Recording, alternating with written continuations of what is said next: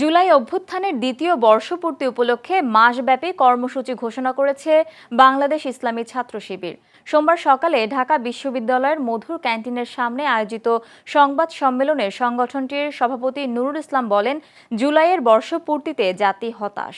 তিনি জুলাই সনদের বাস্তবায়ন, গণহত্যার বিচার, আইন শৃঙ্খলা পরিস্থিতির উন্নয়ন, শিক্ষা প্রতিষ্ঠানে নিরাপত্তা নিশ্চিতকরণ এবং দলীয়করণ বন্ধের দাবি জানান। সংবাদ সম্মেলনে জুলাই অভ্যুত্থানের পটভূমি, শহীদ ও আহতদের স্মরণ, গণতন্ত্র ও নাগরিক অধিকার প্রতিষ্ঠায় তরুণদের ভূমিকা এবং ভবিষ্যৎ কর্মপরিকল্পনা তুলে ধরা হয়।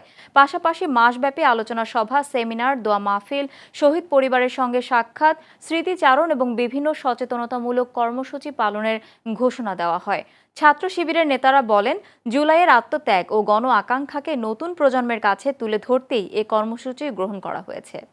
অভ্যুত্থানের দ্বিতীয় বর্ষপূর্তিতে এসে আমরা অত্যন্ত ক্ষোভের সাথে লক্ষ্য করছি, দেশ আজ আরও একটি আকাঙ্ক্ষা ভঙ্গের নির্মম বাস্তবতার দিকে ধাবিত হচ্ছে। একটি প্রশ্নবিদ্ধ নির্বাচনের মাধ্যমে ক্ষমতায় এসে সংসদে নিজেদের একক সংখ্যাগরিষ্ঠতার জেরে সংস্কার কমিশনগুলোর সুপারিশ এবং রাজনৈতিক দলগুলোর ঐক্যমত্যের ভিত্তিতে তৈরি হওয়া জুলাই জাতীয় সনদ ও গত 12ই ফেব্রুয়ারি গণভোটে দেওয়া জনগণের স্পষ্ট ম্যান্ডেটকে ক্ষমতার মোহে আজ পুরোপুরি বুড়ো আঙ্গুল দেখানো হচ্ছে।